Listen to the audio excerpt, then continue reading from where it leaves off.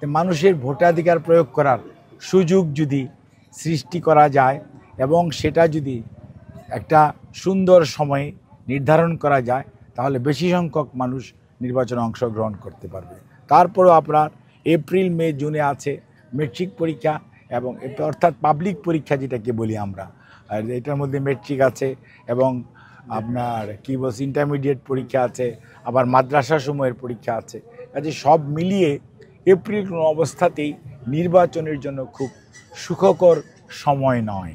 কাজে এইটার আরও চিন্তা ভাবনা করার প্রয়োজন আছে।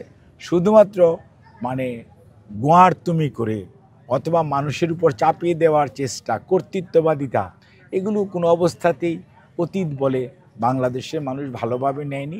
কাজে আমি মনে করি এখনও সময় আছে যারা প্রধান উপদেষ্টা সহ এবং এই দেশের সংখ্যাগরিষ্ঠ রাজনৈতিক দল যিনারা আছেন ইনাদের সাথে আলোচনা করে এই ডেটটি নভেম্বর ডিসেম্বরের মধ্যেই নির্ধারণ করতে পারলে জনগণ তাদের ভোটাধিকার সঠিকভাবে প্রয়োগ করতে পারবে বলে আমি বিশ্বাস করি এবং সেটাই করা বাঞ্ছনীয় বলে আমি মনে করি।